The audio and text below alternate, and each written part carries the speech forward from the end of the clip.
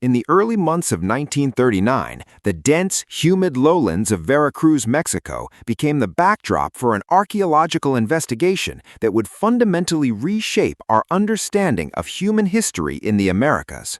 An American archaeologist named Matthew Sterling arrived at a remote site known as Tres Zapotes. He was searching for answers to a historical puzzle.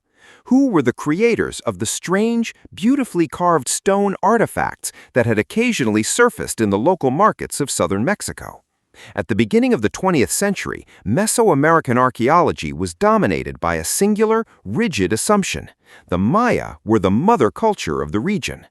Prominent researchers of the era, such as the influential British Mayanist J. Eric C. Thompson, firmly believed that all major advancements in Mesoamerican civilization, including writing, the calendar, and monumental architecture, began with the Maya in the highlands of Guatemala and the lowlands of the Yucatan Peninsula.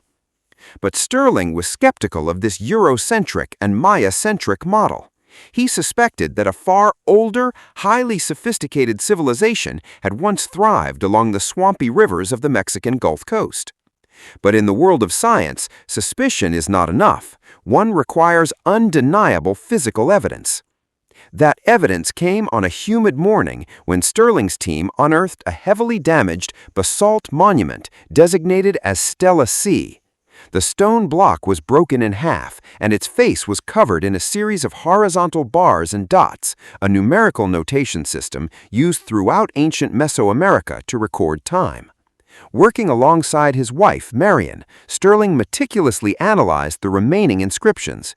To their astonishment, the inscription utilized a long count calendar, a linear dating mechanism starting from a mythical creation point in 3114 BCE.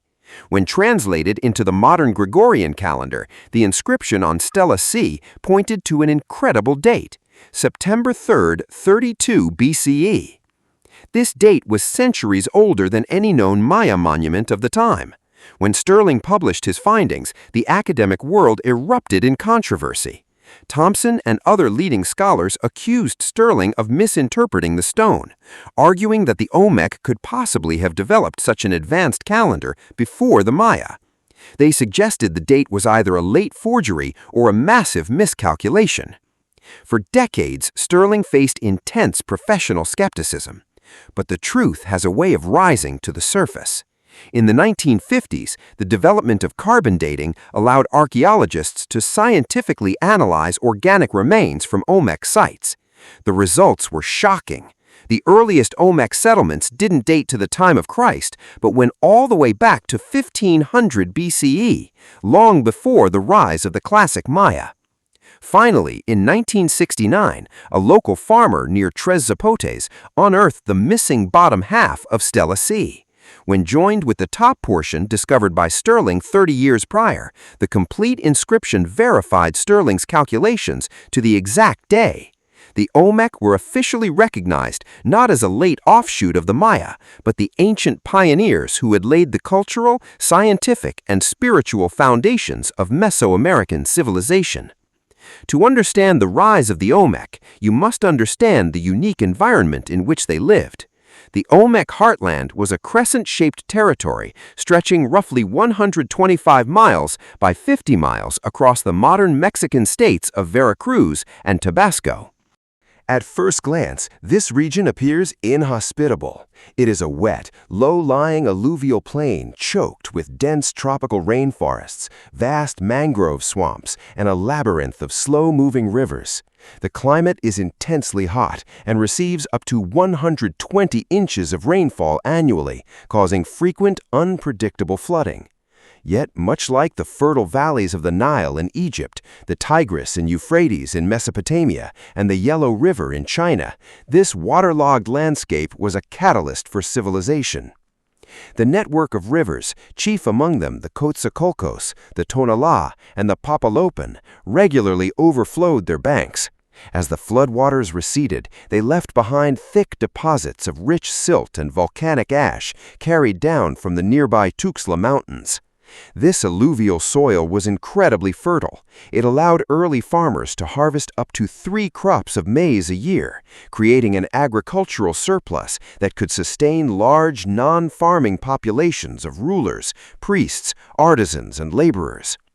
The river systems also acted as natural superhighways. In a dense jungle environment where overland travel was exhausting and dangerous, the Olmec used dugout canoes to transport goods, raw materials, and ideas across vast distances. The abundant waterways also provided a steady supply of protein, including fish, turtles, shellfish, and migratory birds, supplementing the agricultural diet. Thus, the Olmec heartland was not a barrier to human progress, but a highly productive ecological niche that rewarded collective labor, centralized planning, and resource management. Under the direction of a nascent ruling class, the people of the Gulf Coast transformed a wild, swampy jungle into Mesoamerica's very first civilized landscape. The journey toward Olmec civilization began thousands of years before the construction of their monuments. It started with a quiet, gradual botanical revolution, the domestication of plants. For millennia, the nomadic bands of Mesoamerica survived by foraging for wild plants and hunting game. But around 7000 BCE, humans in southern Mexico began experimenting with a wild, unremarkable mountain grass known as teosinte.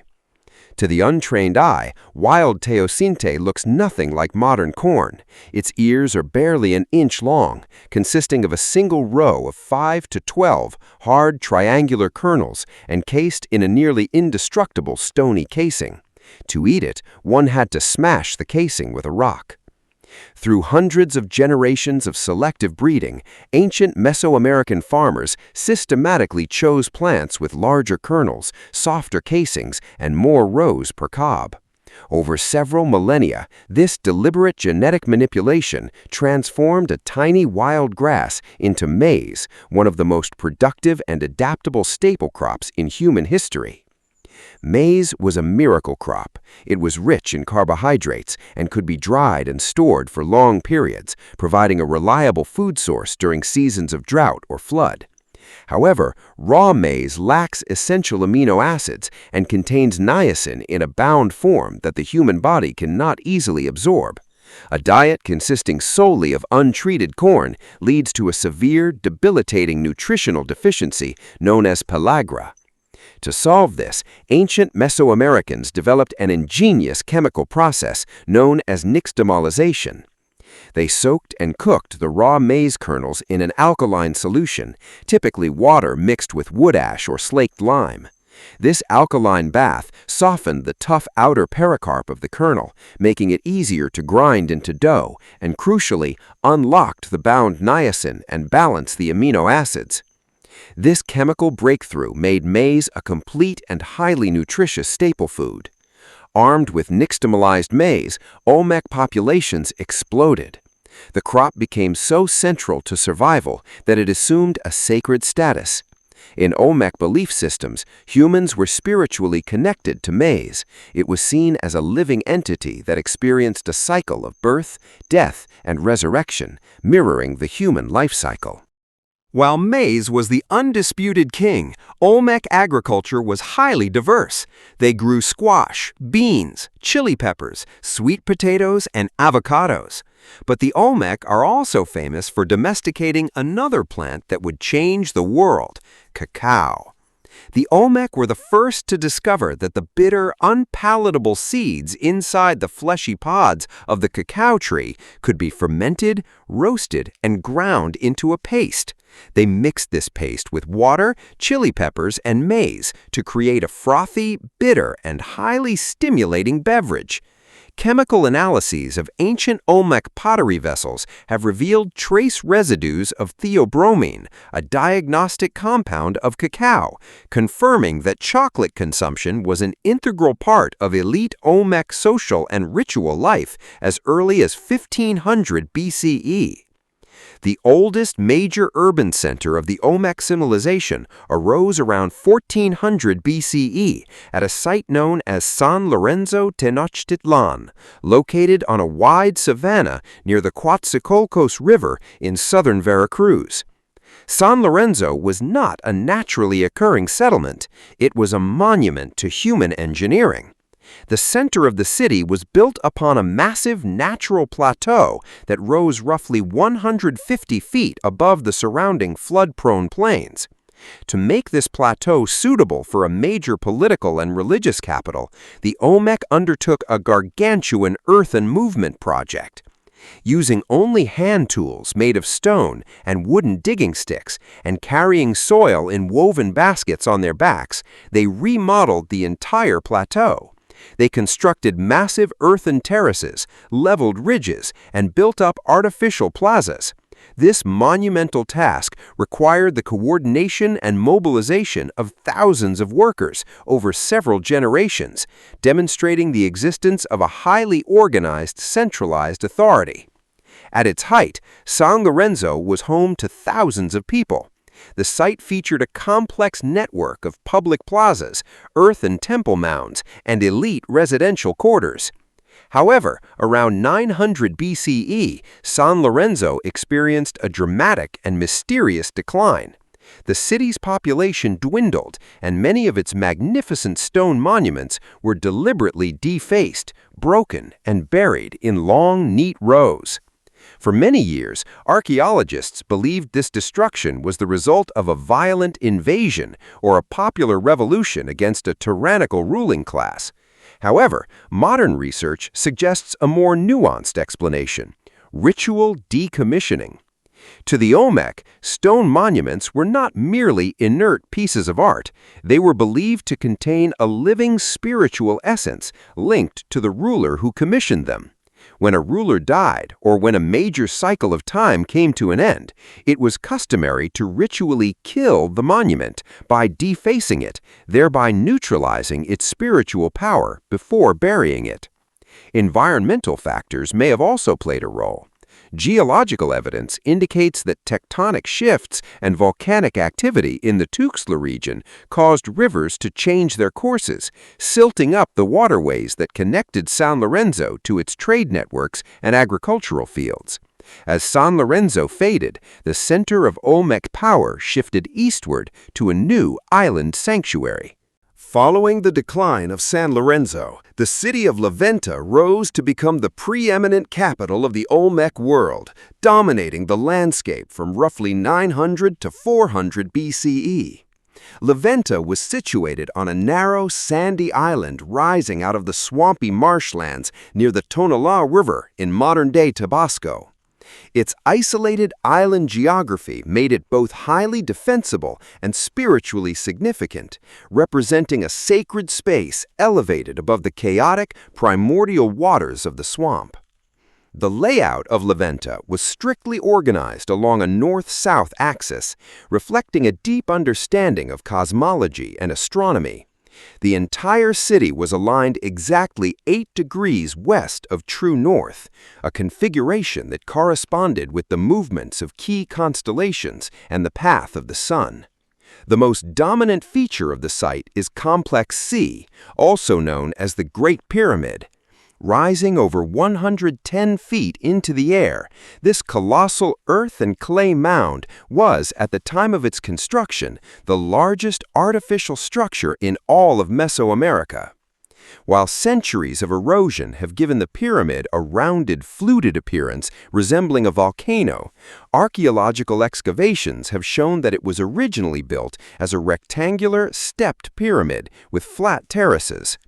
The pyramid represented a sacred mountain, a cosmological portal connecting the earthly realm with the heavens above and the dark underworld below. To the north of the Great Pyramid lay Complex A, a highly restricted sacred ceremonial enclosure. Complex A is famous for containing some of the most extraordinary and enigmatic archaeological finds in the Americas, the massive buried offerings. The Olmec dug massive pits within Complex A, some measuring over 30 feet deep. Inside these pits, they deposited thousands of tons of beautifully polished green serpentine blocks, carefully arranged to form stylized mosaic pavements. These pavements depicted abstract representations of the Olmec earth monster or a stylized jaguar mask. Once completed, these magnificent works of art were immediately covered with thick layers of uniquely colored clays, sand, and soil, and then sealed with a thick cap of earth. These massive offerings were never meant to be seen by human eyes.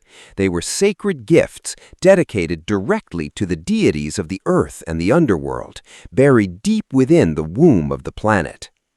Venta was also a place of elaborate elite burials.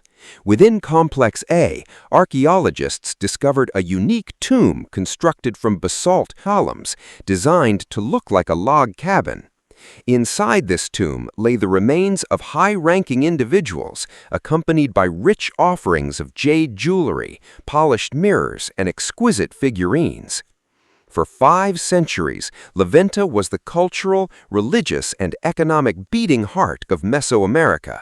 But, like San Lorenzo before it, Venta eventually met its end around 400 BCE as trade routes shifted and its environmental viability declined, marking the gradual end of the classic Olmec period.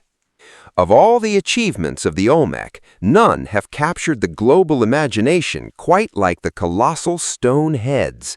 These monolithic sculptures are the definitive icons of ancient Mesoamerica, representing an unparalleled peak of early artistic and engineering mastery. To date, exactly 17 colossal heads have been discovered, 10 at San Lorenzo, 4 at Venta, 2 at Tres Zapotes, and 1 at the high-altitude site of La Cobata. They range in size from 5 feet to over 11 feet tall, with the largest head weighing an astounding 25 tons, equivalent to the weight of 2 modern school buses. Every head is unique, presenting highly individualized facial features. They possess broad noses, full lips, deep-set eyes, and pronounced cheeks. Scholars widely agree that these heads are not idealized representations of gods, but rather realistic portraits of powerful Olmec rulers. Each ruler is depicted wearing a unique, tight-fitting helmet or headgear. These helmets are decorated with specific symbols, such as animal claws, feathers, or geometric glyphs, which likely served as lineage insignia, family crests, or even names. Some scholars suggest these helmets also provided protection during warfare or the ritual ball game. But the artistic brilliance of the heads is matched by the mind-boggling engineering required to create them. The stones used for these sculptures are made of volcanic basalt, a dense, extremely hard rock. The nearest source of this basalt was the Sierra de los Tuzclas, a volcanic mountain range located over 50 miles away from sites like Venta and San Lorenzo. The Olmec had to extract these massive boulders from the mountain quarries, shape them, and transport them across miles of rugged terrain, dense jungles, and treacherous swamps. How did they accomplish this? The Olmec did not possess draft animals like oxen or horses, and they had no functional wheels. Every ounce of force had to come from human muscle. Archaeologists estimate that transporting a single 20-ton block from the mountains to the heartland required the coordinated labor of hundreds of individuals. Workers likely dragged the stone blocks on wooden sledges over pathways of wet, slippery clay. Once they reached the nearest river, they loaded the massive stones onto large, specially constructed wooden rafts. They floated them down the river systems and out into the coastal waters, eventually guiding them back inland along the waterways directly to the plazas of their ceremonial centers. The sheer scale of this logistical effort speaks volumes about Olmec society. It required a highly sophisticated administration capable of feeding, housing, and organizing thousands of laborers for months at a time. It also demonstrates the absolute power of the Olmec rulers, who could command such immense resources to immortalize their likenesses in stone. While the colossal heads are the most famous Olmec monuments, another class of large-scale stone sculptures played an equally vital role in the presentation of royal power: the massive basalt thrones, traditionally referred to as altars. Carved from single blocks of basalt weighing up to 40 tons, these monuments are flat-topped rectangular blocks decorated with intricate carvings on their sides. For decades, early explorers assumed these were tables used for human sacrifice, hence the name altars. However, iconographic studies have revealed that these were actually ceremonial thrones upon which Olmec kings sat during great public ceremonies. The classic design of an Olmec throne is epitomized by Altar 4 from Venta. The front of the throne features a deep, hollowed-out niche representing the entrance to a cave. Seated cross-legged inside this niche is a larger-than-life figure of an Olmec ruler. He wears an elaborate headdress adorned with the stylized face of a harpy eagle, a symbol of sky-dwelling power. The symbolism of the cave is central to Mesoamerican cosmology. To the Olmec and their descendants, caves were not merely physical voids in the earth. They were sacred, liminal spaces. They were seen as the womb of the earth from which humanity first emerged, the source of life-giving water, and the portal to the supernatural realm of the gods and ancestors. By sitting on a throne that depicted him emerging from a cave, the Olmec king was presenting himself as a divine mediator. He was the living link between the daily world of his subjects and the supernatural forces of the cosmos. In his hand, the ruler in Altar 4 holds a thick rope. This rope wraps around the base of the throne and connects to a carved figure of a bound captive on the side panel. This imagery has dual meanings. On one level, it represents military conquest and political dominance of the king over his enemies.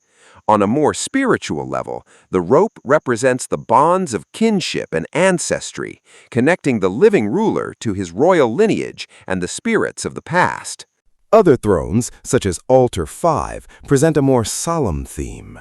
Here, the figure emerging from the cave holds a limp, lifeless child in his arms. The child possesses distinct feline features, including a cleft head and a snarling mouth.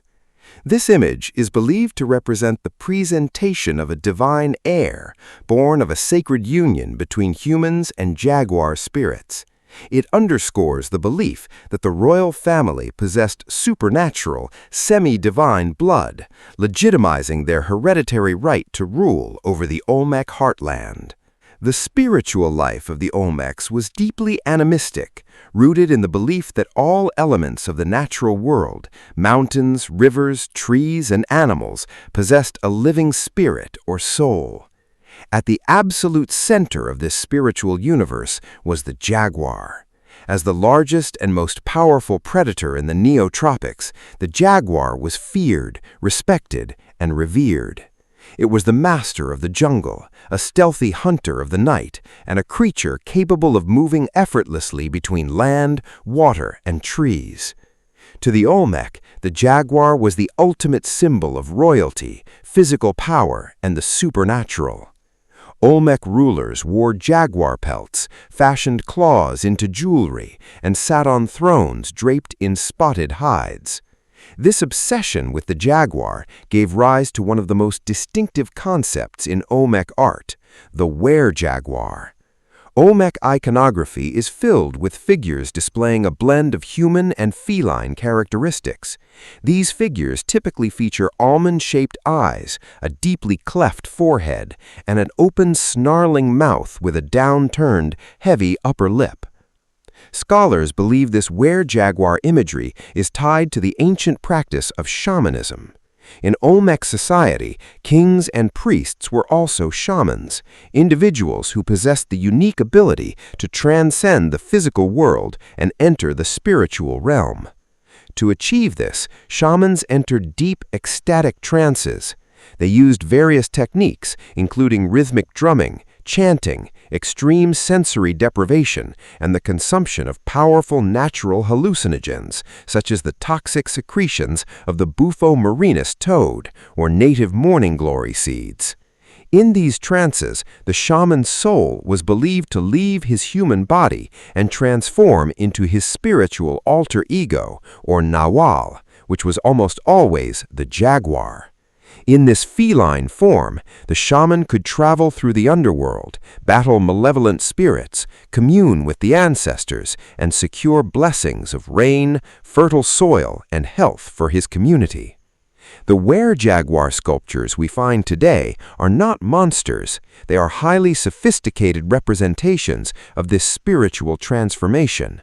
They capture the precise moment when the human shaman merges with the divine essence of the jaguar, showcasing a profound connection between humanity and the wild, untamed forces of nature. For many years, archaeologists struggled to understand the structure of the Olmec religion. Did they worship a single, all-powerful creator, or did they have a complex pantheon of multiple gods? The answer came in 1965 near the village of Las Limas in southern Veracruz. Two local children playing in the forest stumbled upon a beautiful light green stone statue buried in the dirt. Realizing its significance, they brought it to their home, where the local community set it up on an altar, decorating it with flowers and candles as the Madonna of Las Limas. When archaeologists finally analyzed the sculpture, they realized they had found one of the most important iconographic keys in Mesoamerican history. Carved from solid jadeite, the Las Limas monument depicts a young man sitting cross-legged, holding a limp, infantile were-jaguar in his arms. But the true revelation lay in the delicate, shallow incisions carved on the young man's shoulders and knees. Archaeologists David Jorleman and others identified these four incised figures as distinct deities. This discovery confirmed that the Olmecs possessed a highly structured, polytheistic religion featuring a pantheon of specialized gods associated with the forces of nature.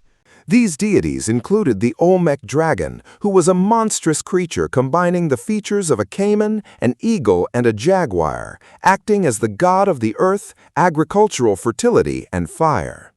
Next was the maize deity, often depicted as a young child with a cleft head from which an ear of corn sprouts. This was the most crucial god of sustenance and agricultural cycles. There was also the bird monster, a sky deity with the features of a harpy eagle, associated with wind, rain, and the upper celestial realm. Finally, the Olmec fish monster represented a shark-like beast of the primordial waters, oceans, and the watery underworld. The central figure holding the child is widely believed to represent the maize god presenting his newly born heir, or perhaps a shaman presenting a sacred offering to the gods of the earth. The Las Limas monument acted as a Rosetta Stone for Olmec iconography, proving that the basic structure of the Mesoamerican pantheon, the division of the universe into sky, earth, and water, each ruled by specific elemental gods, was fully established by the Olmec. The Olmec were not only master builders and artists, they were also highly sophisticated astronomers and mathematicians. They developed a complex system of tracking time that would serve as the intellectual foundation for all subsequent Mesoamerican societies. The heart of this system was the calendar round, which consisted of two interlocking calendars. The first was the sacred spiritual calendar, tracking 260 days. It was composed of 20 day names paired with 13 numbers, used primarily for divination, determining auspicious days for agricultural tasks, naming children, and conducting religious ceremonies. The second was the solar calendar, tracking 365 days, following the agricultural cycle. It was divided into 18 months of 20 days each, with an additional 5 unlucky days at the end of the year. These two calendars functioned like interlocking gears. A specific date combining a position on both calendars would only repeat once every 52 years, a cycle known as a Mesoamerican century. But for tracking long periods of historical time, the Olmec developed the long count calendar, which we saw on Stela C.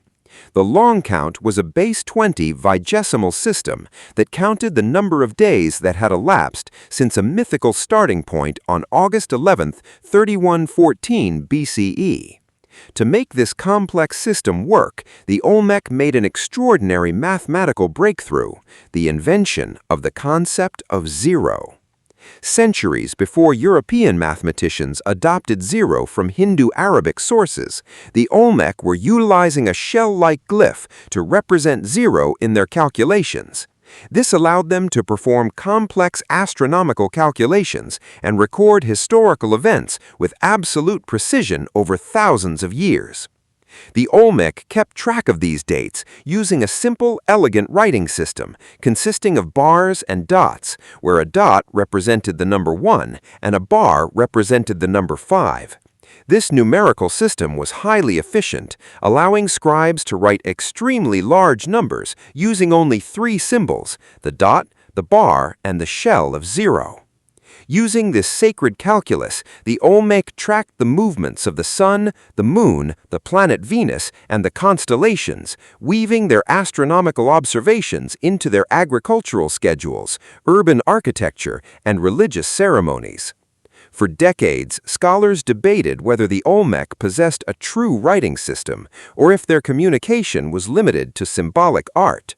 The debate shifted dramatically in 1999 with a discovery in a gravel quarry near the Olmec site of San Lorenzo.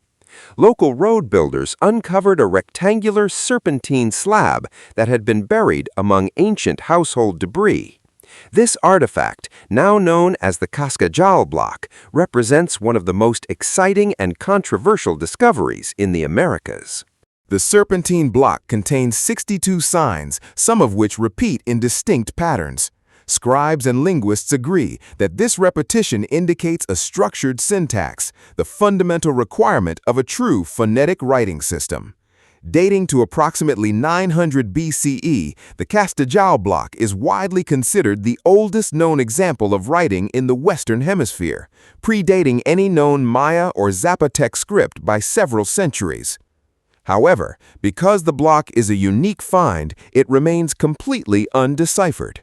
Scribes cannot translate the meaning of the glyphs without a bilingual key, similar to the Rosetta Stone. As the Olmec civilization transitioned into its late phase, a more advanced writing system emerged along the Isthmus of Tehuantepec, known as the Epi-Olmec or Isthmian script. This script is beautifully preserved on monuments like the La Mojara Stela, a 4-ton basalt monument discovered in a riverbed in 1986. The La Mojara Stela features over 400 glyphs arranged in elegant vertical columns next to a portrait of a ruler. It contains 2 precise long count dates corresponding to 143 and 156 CE. While linguists have made significant progress in deciphering the Epi-Olmec script, identifying it as an early ancestor of the Mihe-Zocaean language family, some debates still remain. What is undeniable, however, is that the journey of literacy in the Americas began with the ancient scribes of the Olmec heartland. In Mesoamerica, sport, religion, and cosmology were seamlessly combined in a singular, intense ritual, the ball game. Played throughout Mesoamerica for over 3,000 years, it featured 2 teams trying to keep a heavy, solid rubber ball in motion within a specialized eye-shaped stone court, using only their hips, elbows, and knees. But where did this game begin? The answer lies with the Olmec. As we discussed earlier, the name Olmec is a Nahuatl word meaning the rubber people. The Olmec heartland was home to the Castilla elastica tree, which produces a thick, milky latex. The Olmec discovered that by mixing this raw latex with the juice of the morning glory vine, they could cause the latex to coagulate and vulcanize, transforming it into a highly elastic, durable rubber. They used this processed rubber to make shoes, water-resistant containers, and crucially, heavy, solid balls for the ball game. At the wet anaerobic site of El Manatí, a sacred natural spring near San Lorenzo, archaeologists made an incredible discovery: a series of solid rubber balls preserved in the oxygen-free muck, dating all the way back to 1500 BCE. These are the oldest rubber balls ever found in the world, proving that the ball game was an active part of Olmec culture from its very inception. To the Olmec, the ball game was not a simple recreational sport. It was a high-stakes cosmic drama. The heavy, bouncing rubber ball represented the sun as it traveled across the sky and descended into the dark underworld. The movement of the ball symbolized the eternal battle between the forces of light and dark, life and death. In later Mesoamerican cultures, the game was deeply tied to human sacrifice. The captain of the losing team, or in some interpretations, the winning team, was ritually decapitated, his blood offered to the earth to ensure agricultural fertility and keep the sun on its path. While we do not have direct evidence of ball courts at early Olmec sites, the discovery of the rubber balls and numerous ceramic figurines of ball players wearing heavy protective belts and helmets indicates that this sacred sport was a cornerstone of Olmec identity and ritual. The Olmec were not isolated in their swampy heartland. They were highly active traders who built a vast commercial empire that stretched across ancient Mexico, Guatemala, and El Salvador. The Olmec heartland possessed abundant water, rich soil, rubber, and cacao, but it completely lacked other materials essential for elite status and tool-making. The swampy lowlands had no hard stone for carving, no obsidian for weapons, and no jade for sacred jewelry. To obtain these precious resources, the Olmecs established long-distance trade routes. They exchanged finished luxury goods, such as finely carved pottery, rubber balls, and cacao, for raw materials from distant regions. They imported beautiful blue-green jadeite from the Motagua River Valley in Guatemala, obsidian from the volcanic highlands of central Mexico and Guatemala, and magnetite and ilmenite to make highly polished concave mirrors from the valley of Oaxaca. This extensive exchange of materials also facilitated a massive exchange of ideas, art styles, and religious beliefs. This phenomenon has given rise to one of the most intense debates in Mesoamerican archaeology, focusing on the mother culture versus sister culture debate. Proponents of the mother culture model argue that the Olmecs developed all the core traits of Mesoamerican civilization independently and then exported them to other less developed regions through trade, colonization, or religious conversion. On the other hand, supporters of the sister culture model argue that while the Olmecs were undoubtedly influential, other contemporary regions, such as the Zapotec of Oaxaca, the early Maya of Guatemala, and the cultures of western Mexico, were developing their own sophisticated systems at the same time. While the debate continues, most modern archaeologists adopt a middle ground. The Olmecs were certainly unique in their early mastery of monumental stone sculpture and large-scale urban engineering, but their ultimate success lay in their ability to integrate different regional cultures into a unified, shared Mesoamerican ideological system. Because the Olmecs are so ancient and their achievements so spectacular, they have frequently been the target of pseudo-scientific and hyper-diffusionist theories. Chief among these is the African origin hypothesis. Popularized in the late 20th century by writers like Ivan van Sertima in his book They Came Before Columbus, this theory claims that the Olmec civilization was founded or heavily influenced by travelers from West Africa. Proponents point directly to the colossal stone heads, arguing that their broad noses, full lips, and braided-looking helmets are proof of African ethnic features. While this theory has gained popularity in certain alternative history circles, it is unanimously rejected by the global scientific and archaeological community because it lacks any scientific or archaeological foundation. First, the physical claim is based on highly subjective, superficial comparisons of facial features. Biological anthropologists who have studied the skeletal remains of ancient Olmec populations have confirmed that their bones show no African ancestry. Instead, they share the exact genetic and skeletal markers of other Native American populations of the era. Second, the facial features depicted on the colossal heads, broad noses, and full lips are not unique to Africa. They are common, natural genetic traits among the indigenous Papaluca, Nawa, and Mixozoian populations who still live in the Veracruz and Tabasco regions today. Furthermore, these facial features served an artistic purpose. Basalt is an extremely difficult stone to carve. Thin, delicate noses or protruding lips would have easily broken off during the arduous transport process. Carving broad, flat features ensured the structural integrity of the massive monuments. Third, there is absolutely no evidence of African material culture in the Olmec heartland. Archaeologists have excavated thousands of Olmec sites over the past century and have never found a single African artifact, tool, piece of pottery, or genetic sample. The domestic crops of the Olmecs, maize, beans, squash, and cacao, are all entirely native to the Americas. Had there been sustained contact with West Africa, we would expect to find Old World crops like wheat, barley, or African yams, none of which appear in the botanical record. Ultimately, the African origin hypothesis is not only unscientific, it carries deeply problematic racist undertones. It rests on the outdated diffusionist assumption that the indigenous Native Americans were intellectually or physically incapable of developing a high civilization on their own without foreign intervention. The archaeological record proves the opposite. The Olmec civilization was a brilliant, entirely indigenous creation, born of the creative genius, collective labor, and resourcefulness of the Native American peoples of the Mexican Gulf Coast. By 400 BCE, the golden age of the Olmec was drawing to a close.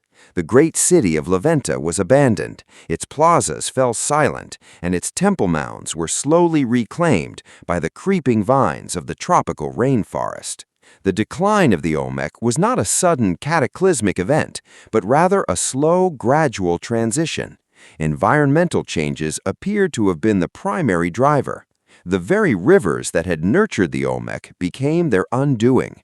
Over-farming, deforestation, and natural volcanic activity in the Tuxtla Mountains caused massive soil erosion, leading to the rapid silting up of major river channels. As the rivers filled with sediment, they became unnavigable, cutting off the vital trade routes that brought precious jade, obsidian, and magnetite to the heartland. The siltation also destroyed the natural drainage systems, transforming productive agricultural fields into stagnant, diseased swamps. At the same time, shifting trade routes and political changes in the highlands of Oaxaca and central Mexico weakened the economic dominance of the Gulf Coast. New, ambitious societies were emerging, and they no longer needed to rely on the Olmec for prestige goods or religious authority. But while the Olmec as a distinct political entity disappeared, their culture never truly died. They passed their architectural styles, their system of writing, their bar and dot mathematics, their sacred calendars, their ball game, and their gods to the generations that followed. The Epi-Olmec and Izapan cultures acted as bridge civilizations, carrying the torch of Olmec knowledge into the classic period. When we marvel at the majestic stone temples of Tikal, the elegant hieroglyphs of Palenque, the massive pyramids of Teotihuacan, or the sprawling calendar stones of Tenochtitlan, we are in reality looking at the enduring legacy of the Olmec.